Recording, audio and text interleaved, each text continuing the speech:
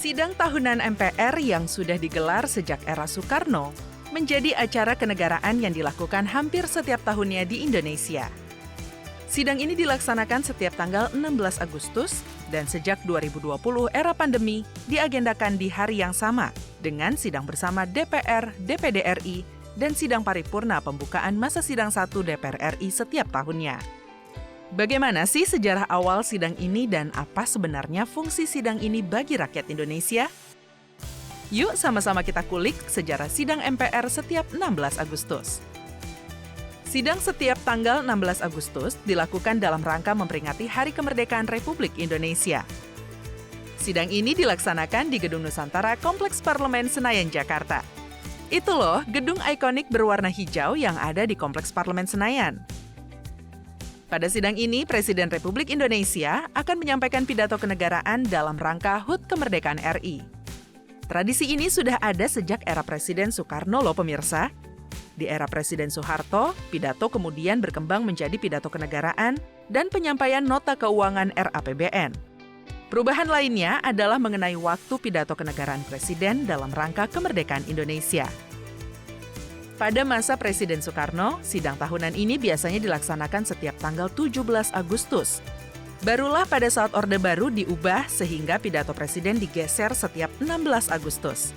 Perubahan pertama kali dilaksanakan Presiden Soeharto pada pidato kenegaraannya di depan sidang DPR gotong royong pada tanggal 16 Agustus 1967.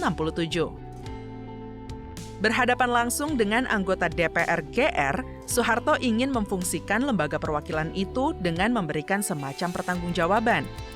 Sejak tahun 1968, pidato kenegaraan untuk memperingati HUT Kemerdekaan RI kemudian diikuti dengan kebiasaan menyampaikan nota keuangan dan RAPBN.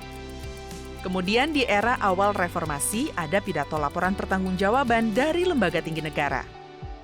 Di era inilah sidang tahunan MPR pertama kali digelar MPR berdasarkan ketetapan MPR nomor 2 tahun 1999 tentang peraturan tata tertib MPR.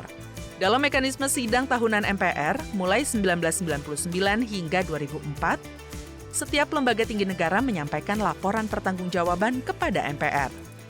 Atas laporan tersebut, MPR membentuk ketetapan MPR tentang penerimaan atas laporan pertanggungjawaban lembaga-lembaga tinggi negara. Selain terkait dengan mekanisme pertanggungjawaban lembaga tinggi negara, sidang tahunan MPR di awal reformasi juga diperlukan terkait dengan perubahan Undang-Undang Dasar 1945. Pada masa pemerintahan Presiden Susilo Bambang Yudhoyono tahun 2004 hingga 2014, tradisi sidang tahunan MPR ditiadakan karena MPR sudah bukan lagi menjadi lembaga tertinggi negara. Dengan demikian, sejak tahun 2005, tidak ada lagi pertanggungjawaban lembaga-lembaga negara kepada MPR di sidang tahunan MPR. Pada masa Presiden Joko Widodo, tradisi sidang tahunan MPR kembali dihidupkan. Sidang yang sejak 2005 ditiadakan, kembali diadakan pada 2015 dengan menambah agenda pidato laporan kinerja lembaga negara. Dengan demikian, terdapat perbedaan mendasar nih antara sidang tahunan MPR awal reformasi dan yang dimulai di tahun 2015. Sidang tahunan MPR mulai dari 2015 bukan merupakan forum pertanggungjawaban lembaga-lembaga tinggi negara kepada MPR, melainkan sebagai media formal ketatanegaraan di mana lembaga-lembaga tinggi negara melalui Presiden selaku kepala negara menyampaikan laporan kinerjanya kepada rakyat sebagai pemilik kedaulatan. Salah satu perubahan kembali terjadi mulai di 2015 yang mulanya setiap lembaga negara melaporkan kinerja lembaganya, kini laporan tersebut disampaikan oleh Presiden.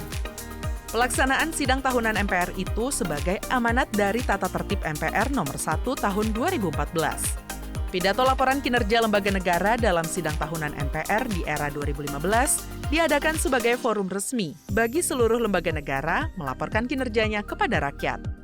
Pola penyampaian laporan kinerja lembaga negara pun mengalami perubahan. Awalnya, laporan kinerja akan dibacakan oleh setiap pimpinan lembaga negara. Namun, konsep ini dianggap tidak efisien, sehingga laporan kemudian diberikan kepada Presiden dan dibacakan oleh Presiden sebagai kepala negara. Itulah tadi sejarah sidang MPR setiap 16 Agustus yang ternyata memiliki makna mendalam ya.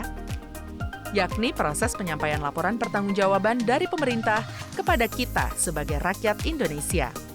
Oleh karena itu, jangan sampai melewatkan sidang 16 Agustus yang disiarkan secara langsung di kanal YouTube TVR Parlemen ya pemirsa.